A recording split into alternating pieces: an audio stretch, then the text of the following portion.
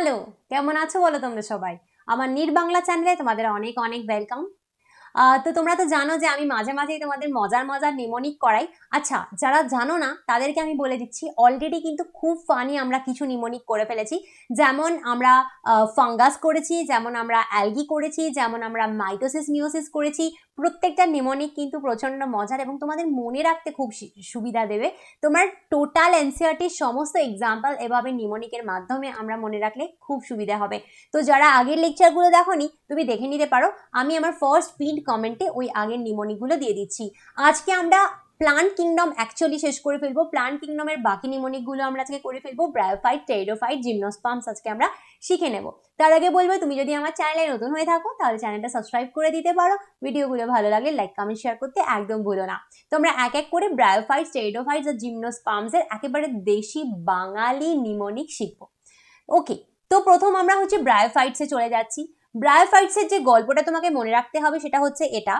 মশার কামড়ে পলি দিদি ফিউরিয়াস হয়ে এক গাদা স্প্যাগেটি খেয়ে লিভার ডিজিজে মারা গেছে। দেখো খুব সহজ, তোমার হয়তো মনে হচ্ছে ওরে বাবা এত বড় সেন্টেন্স।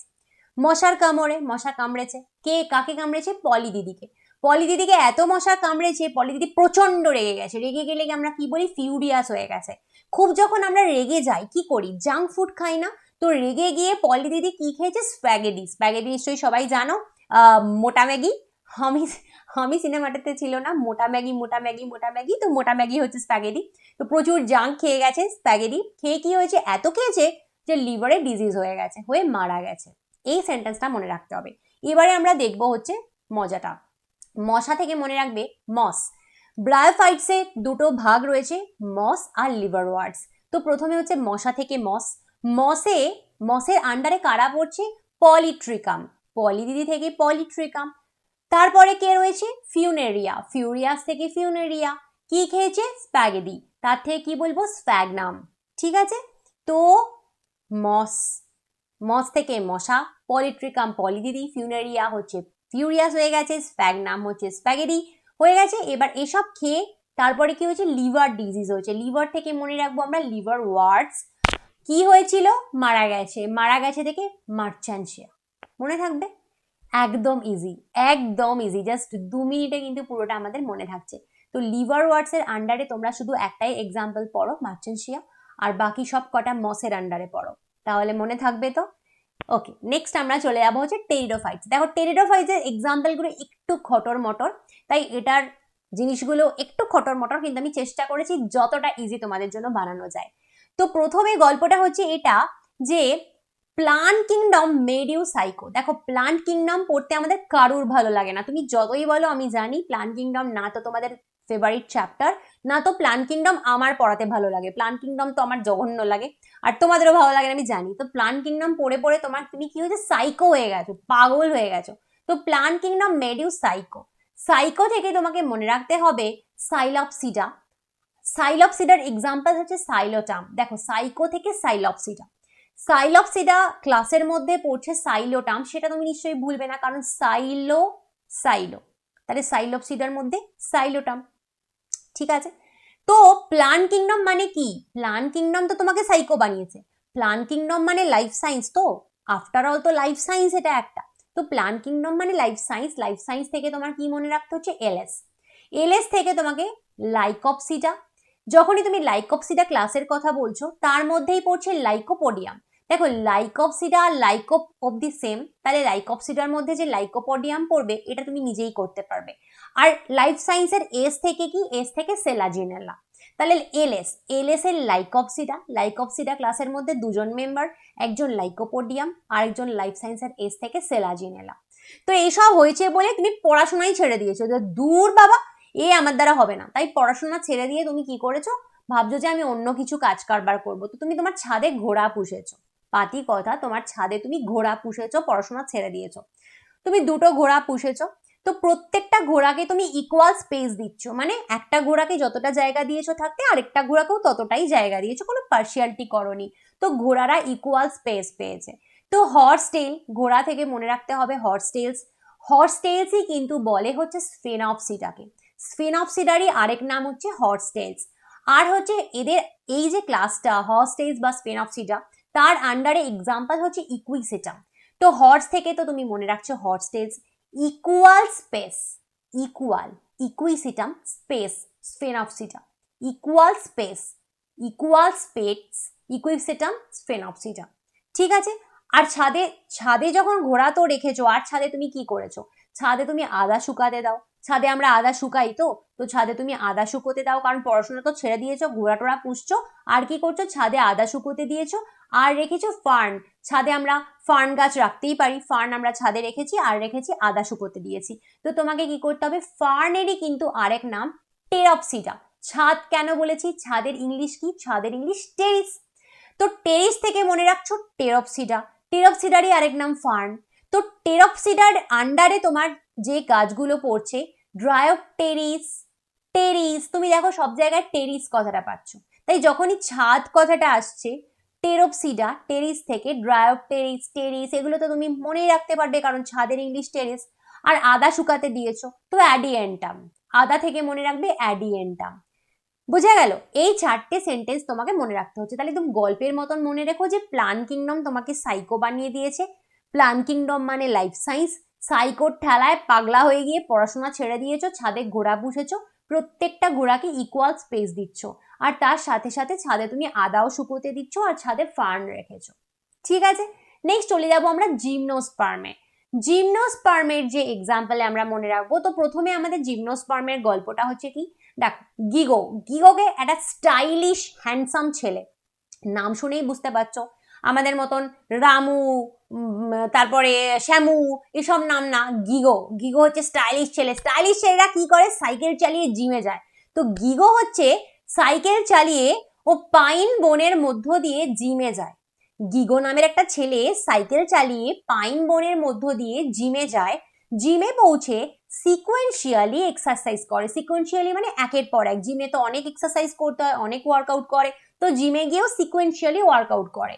তারপরে কি হয়, টায়ার্ড হয়ে যায় না, জিম করে টায়ার্ড হয়ে যায় না, তখন কি করে, সিগারেট খায়। তাহলে আগে গল্পটা মাথায় রাখো, গিগো সাইকেল চালিয়ে পাইন বনের মধ্য দিয়ে জিমে পৌঁছে সিকোয়েন্সিয়ালি এক্সারসাইজ করে, তারপর টায়ার্ড হয়ে গিয়ে সিগারেট খায়। এবার গিগো থেকে গিঙ্কো, সাইকেল থেকে সাইকাস, পাইন তো পাইনাস, সিকোয়েন্সিয়ালি থেকে সিকোয়া, আর সিগারেট থেকে মনে রাখবে সিড্রাস। জিমনোস্পার্মে 5টাই গাছের নাম তোমাকে মনে রাখতে হয়, গিঙ্কো, সাইকাস, পাইনাস, সিকোয়া, সিড্রাস। দেখো যতটা পেরেছি ইজি করে দিয়েছি। তোমাদের যদি এরকম ভালো ভালো কিছু মাথায় আসে না, আমাকে সেটা কমেন্ট সেকশনে কিন্তু অবশ্যই জানিও, তাহলে সেটা আমি আমার অন্য ভিডিওতে ইনক্লুড করতে পারবো। আর সেরকম যদি আমি ইনক্লুড করি, আমি অবশ্যই তোমার নাম তো ভিডিওতে নেবই নেব, আমি নিজের ক্রেডিট নেব না, প্রমিস। তো এই ধরনের নিমোনিক্স কি আর চাও তোমরা? অনেকে বলেছো যে ম্যাম অ্যানিমাল কিংডম করে দাও। অ্যানিমাল কিংডম চাইছো কি? অ্যানিমাল কিংডম যদি চাও, আমি তোমাদের জন্য অ্যানিমাল কিংডমও পুরোপুরি বানিয়ে দেবো। তো প্ল্যান্ট কিংডম শেষ হয়ে গেল, অ্যাঞ্জিওস্পার্মের কিছু আলাদা করে এখানে নিমোনিক বানানোর নেই। তো প্ল্যান্ট কিংডম এভাবে আজকে শেষ হয়ে গেল। ভালো লাগলে আমাকে অবশ্যই কমেন্ট কিন্তু করো। আর তুমি যদি আমার পেইড ব্যাচ এনরোল করতে চাইছো 2025-2026 নিটের জন্য, বায়োলজি আমার কাছে পড়তে চাইছো, বায়োলজি মজার ছলে পড়তে চাইছো, তাহলে তুমি আমার পেইড ব্যাচ এনরোল করতে পারো। আমার পেইড ব্যাচ এনরোল করতে গেলে তোমাকে এই যে স্ক্রিনে নাম্বারটা আসছে, এই নাম্বারে হোয়াটসঅ্যাপ করতে হবে। তো চলো তোমাকে আমি আমার পেইড ব্যাচের ডিটেলস একবার এখানে দিয়ে দিচ্ছি। তো বেসিক্যালি আমার যে ব্যাচটা চলছে সেখানে খুব সহজ সিস্টেম রয়েছে। কীরকম সিস্টেম? ক্লাস 11-এর তোমরা জানো নিউ সিলেবাস অনুযায়ী ক্লাস 11-এর আমাদের 19টা চ্যাপ্টার রয়েছে, ক্লাস 12-এর আমাদের 13টা চ্যাপ্টার রয়েছে। এই 19টা চ্যাপ্টার আর 13টা চ্যাপ্টারের কমপ্লিট রেকর্ডেড লেকচার্স তুমি আমার কাছে পাবে, কমপ্লিট রেকর্ডেড লেকচার্স। এবং কবে পাবে ম্যাম? একটা একটা করে দেবেন না, ডে 1-এ পেয়ে যাবে। যেদিন তুমি আমার কাছে এনরোল করতে আসবে, আজ হোক, কাল হোক, পরশু হোক, যেদিন তুমি আমার কাছে এনরোল করতে আসবে, সেই দিনই তোমাকে আমি নিটের ফুল সিলেবাস রেকর্ডেড লেকচার্স দিয়ে দেবো। এটাতে তোমার সুবিধে হবে, তুমি তোমার সময় মতন, সুযোগ মতন, টাইম মতন, ইচ্ছে মতন যে কোনো চ্যাপ্টার যে কোনো সময় পড়তে পারছো। তোমার কিন্তু আমার মুখাপেক্ষী হয়ে থাকতে হচ্ছে না যে ম্যাম কবে চ্যাপ্টার 8 পড়াবে, আমার তো সেলটা এখন দরকার, আমার স্কুলে পরীক্ষা রয়েছে, কিন্তু ম্যাম তো পড়ায়নি, ম্যাম কবে পড়াবে কে জানি। দরকার নেই, আমি তো তোমাকে সব দিয়ে দেবো। তোমার যখন ইচ্ছা, যেভাবে ইচ্ছা তুমি লেকচার শোনো। এবং রেকর্ডেড লেকচারের একটা খুব বড় বেনিফিট হচ্ছে, এখানে তোমার সাথে আর 5 জন নেই, তারা বোকা বোকা প্রশ্ন করছে, তোমার টাইম ওয়েস্ট হচ্ছে, এরকম ব্যাপার নেই। ম্যাম পড়াতে পড়াতে ফালতু কথা হেজাচ্ছে, তার টাইম নেই। একদম কংক্রিট লেকচার, নিটের জন্য সিরিয়াস লেকচার, রেকর্ডেড লেকচার, তুমি তোমার ইচ্ছে মতন যখন খুশি শোনো। এছাড়া তুমি কি পাবে, এই টোটাল সিলেবাসের নিউ সিলেবাস অনুযায়ী টোটাল এনসিইআরটি থেকে করা নোটস পাবে, মানে 19টা আর 13টা চ্যাপ্টারের সমস্ত নোটসও তুমি সেই প্রথম দিনই পেয়ে যাবে, যেদিন এনরোল করবে সেদিনই পেয়ে যাবে। এবং এই notes totally English, totally Bangla, দুটো মিডিয়ামের বাচ্চাদের জন্যই হয়। এছাড়া তুমি যদি মনে করো যে তুমি এই নোটস বা লেকচারের ডেমো চাও, যে আমার ব্যাচে এনরোল করার আগে তুমি একটু দেখতে চাও যে সেগুলো কীরকম হয়, নোটসটা কেমন হয়, লেকচারগুলো কেমন হয়, সেটাও তুমি পেয়ে যেতে পারো এনরোল করার আগে, মানে পেমেন্ট করার আগেই তুমি ডেমো নিয়ে নিজেই দেখতে পারো। আচ্ছা, এইবার বলবো হচ্ছে chapter wise MCQ practice. This is very important, this is very important.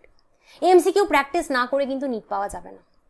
আমি কিন্তু প্রত্যেক চ্যাপ্টারের থেকে একেবারে এনসিইআরটি এক্সট্র্যাক্ট করে করে খুঁজে খুঁজে ইম্পর্টেন্ট কোয়েশ্চেন, এবং এখন নিটের যেরকম ট্রেন্ড চলছে, অ্যাসারশন রিজন কোয়েশ্চেন্স অনেক বেশি আসছে, তো এক্স্যাক্ট ট্রেন্ড ফলো করে কারেন্ট নিটের কথা মাথায় রেখে এনসিইআরটি থেকে এরকমভাবে এমসিকিউ প্র্যাকটিসের শিট আমি তোমাকে দেবো, পিডিএফ তোমাকে দেবো, এবং এমসিকিউগুলো প্রথমে ইংলিশ পরে বাংলায় লেখা থাকে। এটাও তুমি পাবে সেই প্রথম দিনই, যেদিন তুমি আমার কাছে এনরোল করছো। মানে ওই ক্লাস 11-এর 19টা, ক্লাস 12-এর 13টা চ্যাপ্টারের কমপ্লিট এমসিকিউ এর পিডিএফও তুমি পেয়ে যাবে।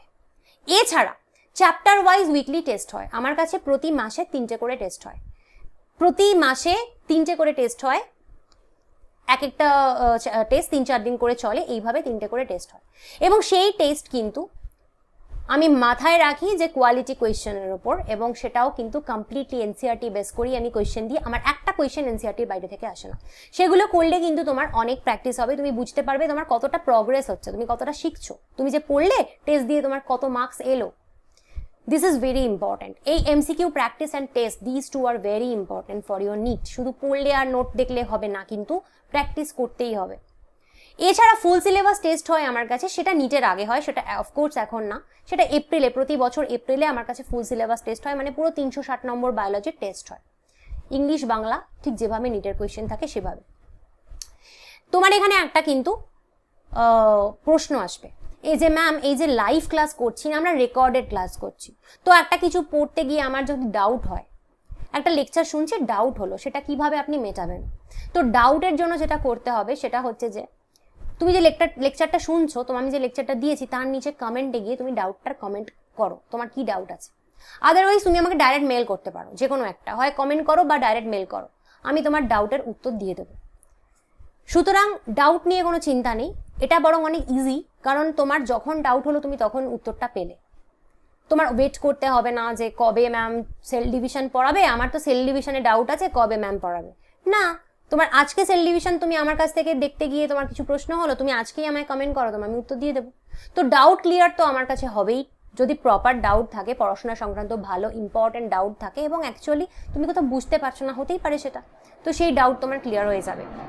এই কোর্সটা এর সুবিধা আরেকটা, এটা হচ্ছে বোর্ড ফ্রেন্ডলি। যারা বোর্ড দিচ্ছ তাদের আমার নোটস থেকে কিন্তু বোর্ডের জন্য অনেক উপকার হবে, কারণ বেসিক্যালি নিটের নোটস পড়লেই বোর্ডের 90% হয়ে যায়, তো কোনো তোমার চিন্তা নেই, তোমার আলাদা করে নোটস বানাতে হবে না, এটা বোর্ডের জন্য উপকার হবে। ডেফিনেটলি এর লাইফ টাইম ভ্যালিডিটি আমি রেখেছি। লাইফ টাইম ভ্যালিডিটি মানে কি জানো? লাইফ টাইম ভ্যালিডিটি মানে এমন নয় যে তুমি আজকে জয়েন করলে 2028-এ গিয়ে নিট পেলে, ততদিন অবধি তুমি সব কিছু পেলে, ততদিন অবধি তোমার কাছে সব কিছু থাকলো, শুধু তাই নয়।